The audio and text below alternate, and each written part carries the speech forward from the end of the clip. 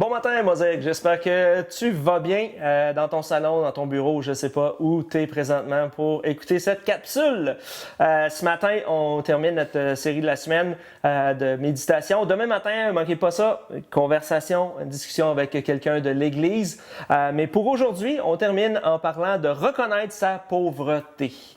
Encore une fois, comment on a parlé de vulnérabilité, mais cet élément-là de dire je suis pauvre. Encore une fois, c'est pas une marque de succès dans la société. Il n'y a pas personne qui se vend en disant « je suis pauvre ». Et pourtant, c'est une marque de grandeur dans la Bible et dans les évangiles. Matthieu 5, Jésus va dire sur le sermon sur la montagne, au verset 3, « Heureux ceux qui reconnaissent leur pauvreté spirituelle, car le royaume des cieux leur appartient. » Heureux ceux qui reconnaissent cette pauvreté-là. Et comme on l'a vu dimanche, le mot pauvreté veut dire dépourvu ou même faillite. En fait, c'est heureux si tu reconnais que tu es en faillite spirituellement. C'est ça l'affaire.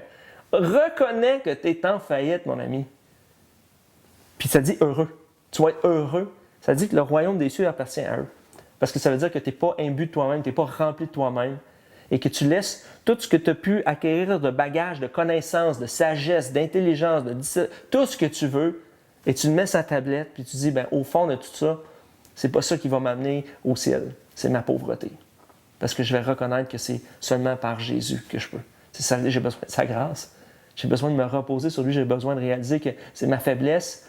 Dieu se plaît dans ma faiblesse. Dieu est content de ma faiblesse. En Apocalypse 3, c'est les versets 17 à 18, on l'a lu. En effet, tu dis, Jésus, je suis riche, je me suis enrichi, je n'ai besoin de rien, et tu ne sais pas que tu es malheureux, misérable, pauvre, aveugle et nu. Je te conseille donc d'acheter chez moi de l'or purifié par le feu afin que tu deviennes vraiment riche, des vêtements blancs afin que tu sois habillé et qu'on ne voit plus la honte de ta nudité, ainsi qu'un remède à appliquer sur tes yeux afin que tu vois. Ici, justement, Dieu dit, tu dis que tu es riche. Et aujourd'hui, ça fait partie des éléments, de dire si tu as réussi dans la vie, tu dis je me suis enrichi, je suis riche. Je n'ai pas besoin de rien, je suis indépendant. Je suis au-dessus de tout ça, je suis au-dessus du monde, j'ai rien à craindre, il n'y a rien qui peut m'atteindre. C'est fou, ça dit ici que si c'est ce que tu dis, tu ne réalises pas qu'en fait tu es malheureux, tu es misérable, tu es pauvre, aveugle et nu. Il ne reste plus grand-chose, là. Tu es malheureux, misérable, pauvre, aveugle et nu. Une minute, juste réalise, là. C'est toi, là. Premièrement, tu es nu. Tu es aveugle, fait que tu ne sais pas que tu es nu, mais les autres te voient nu. Et à l'intérieur de toi, tu es misérable et tu es malheureux. Imagine que c'est ta vie. Il dit, si tu es au-dessus de tout ça, toi, tu es au-dessus de Dieu, tu es au-dessus de la foi, tu es au-dessus de Jésus, tu es au-dessus de la croix, tu es au-dessus de tout ça. Puis tu dis, moi, j'ai besoin de rien. Spirituellement, tu es pauvre comme épouvantable. Et c'est pour ça qu'on a besoin de venir à Jésus. En Jean, comme on l'a lu dimanche dernier, Jean 3,30, il faut qu'il grandisse et que moi, je diminue. C'est ça la clé.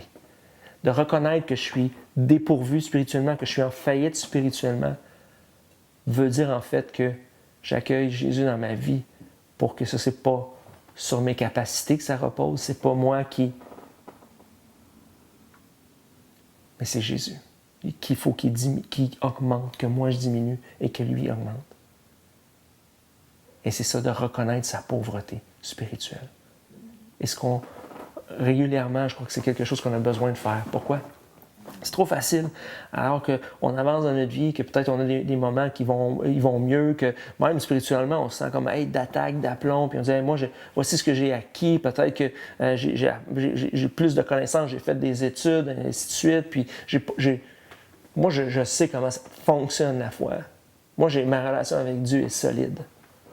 Mais c'est à ce moment-là qu'on a besoin de reconsidérer et de reconnaître notre pauvreté. Parce que quand je pense que j'ai acquis, que je connais, que je sais, c'est là que ça commence à être dangereux. On a besoin de juste reconnaître à nouveau notre pauvreté spirituelle, de diminuer et qu'il grandisse pour ne pas se retrouver aveugles et nus. On prie, Seigneur. Merci d'ouvrir nos yeux sur notre propre vie, de reconnaître authentiquement, honnêtement, notre propre état, de reconnaître notre pauvreté spirituelle, de la confesser à toi, Seigneur, afin de saisir et d'être pleinement heureux spirituellement parce que c'est toi qui vas nous remplir de ta présence. Et on a besoin de toi dans nos vies, Jésus. Amen. Bon jeudi, on se retrouve demain pour les discussions et dimanche matin, fête des pères. Et on a Daniel Descaries avec nous pour un petit message spécial. Alors sur ce, bon week-end à tous et on se revoit bientôt.